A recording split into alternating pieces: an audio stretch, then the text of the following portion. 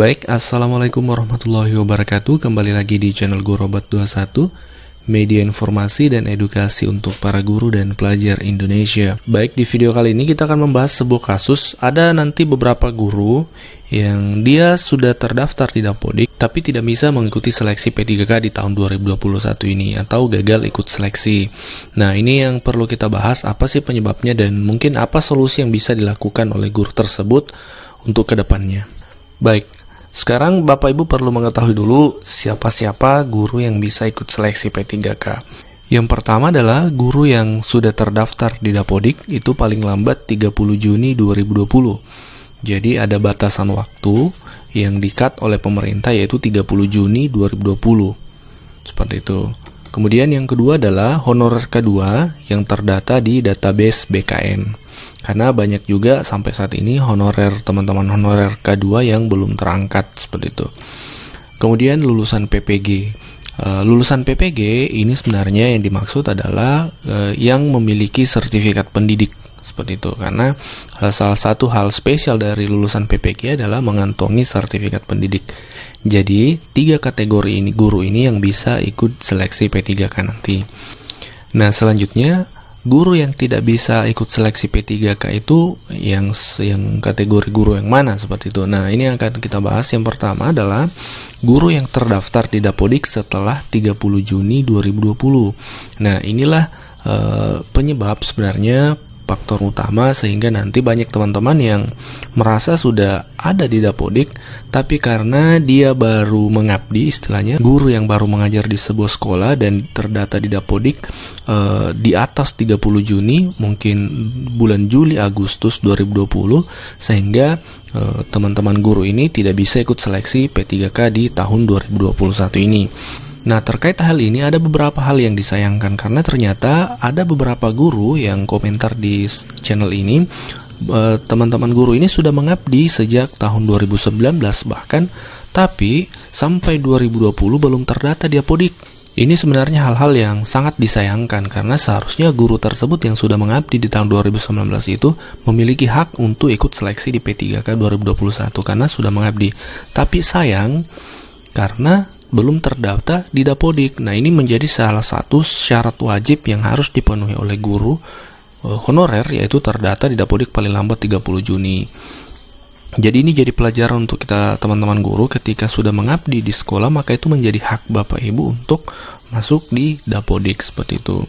Kemudian yang tidak bisa ikut adalah guru yang belum S1 karena syaratnya untuk P3K ini adalah harus S1 sesuai dengan Undang-Undang Guru dan Dosen, harus S1.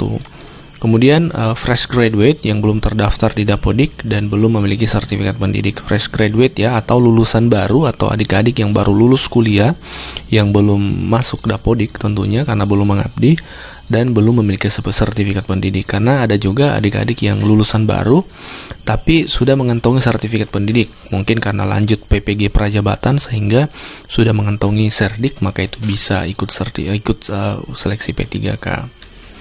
Nah, selanjutnya apa solusi untuk yang 3 kategori tadi yang tidak bisa ikut? Solusinya adalah yang pertama, segera daftarkan diri ke Dapodik untuk persiapan seleksi P3K di tahun 2022. Jadi Bapak Ibu guru yang tertarik dengan P3K, segera daftarkan diri Anda ke Dapodik. Termasuk guru tadi yang kami maksud yang sudah mengabdi di 2019 tapi belum masuk Dapodik, upayakan segera diproses agar masuk Dapodik supaya kejadian tahun ini tidak terulang lagi di tahun depan.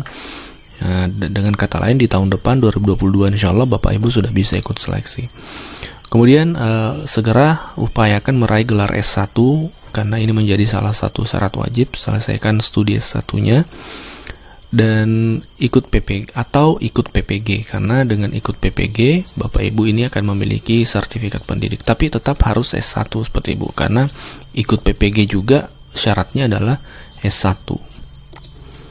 Baik, selanjutnya perlu Bapak Ibu guru ketahui bahwa pengangkatan P3K atau PNS itu tidak mungkin tanpa seleksi. Ini sudah dijelaskan berkali-kali oleh pihak BKN dan pihak kementerian. Berikut ini kami akan tampilkan penjelasan langsung dari Menteri Pendidikan mengapa sehingga tidak ada kebijakan mengangkat P3K atau PNS tanpa tes. Terima kasih Pak Ketua, terima kasih Bapak Ibu anggota yang telah memberikan banyak sekali masukan-masukan. Tidak akan bisa saya jawab semuanya di saat ini.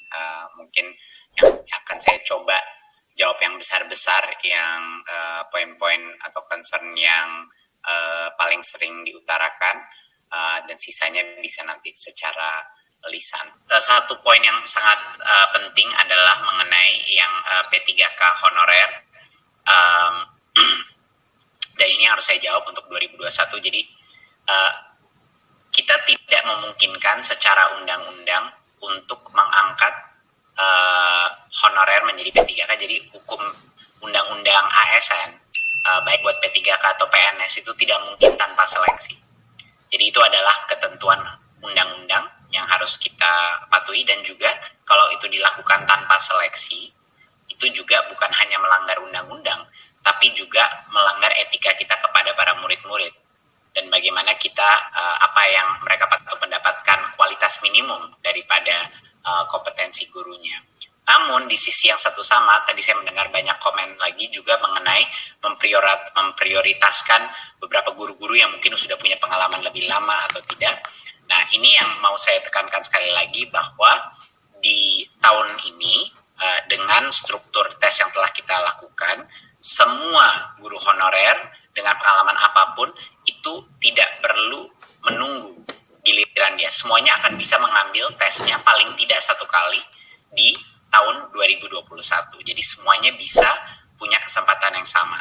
Jadinya semuanya kalau lulus sama tes itu dengan standar minimum tersebut, dengan threshold minimum tersebut, akan bisa diangkat menjadi P3K. Dan ini bukan hanya kita memberikan tes lalu membiarkan saja, lalu membiarkan hukum alam mengambil alih. Di sini perbedaannya adalah dua hal yang fundamental. Kita memberikan kesempatan sampai dengan 3 kali untuk para honorer untuk mencoba lagi. Dan bukan hanya itu, kami memberikan modul-modul pembelajaran mandiri yang bisa dilakukan guru-guru untuk mencapai tingkat kompetensi minimum tersebut agar dia bisa lulus dari tes tersebut. Jadinya kunci dari ini bukan kompetensinya, kunci dari untuk lulus tes ini adalah kemauan para guru honorer untuk mempelajari materi dan kompetensi yang harus dia kuasai. Jadi itu benar-benar tergantung motivasinya, dan motivasi itu tentunya Bapak Ibu Komisi 10 setuju dengan saya bahwa motivasi untuk belajar menjadi salah satu yang terpenting untuk guru, dan itu adalah hak dari setiap murid kita untuk mendapat guru yang mau bekerja keras untuk mempelajari apa kompetensi yang diharapkan dari sistem pendidikan untuk menjaga kualitas anak. Jadinya ini sistemnya sangat demokratis, tidak perlu antrean lagi. Bisa beberapa kali mengambil, kalau tidak di 2021, di 2022 bisa sampai dengan 3 kali bisa mengambil tes ini, dan juga disediakan modul-modul pembelajaran untuk belajar secara mandiri, untuk membantu semua guru untuk mencapai level minimum tersebut. Ini bukan level yang maksimum atau yang ideal, tes ini adalah level minimum yang kita harapkan dari guru-guru kita untuk menjadi ASN. Dan tentunya sesuai undang-undang tidak mungkin tidak ada seleksi. Undang-undang memandatkan kita untuk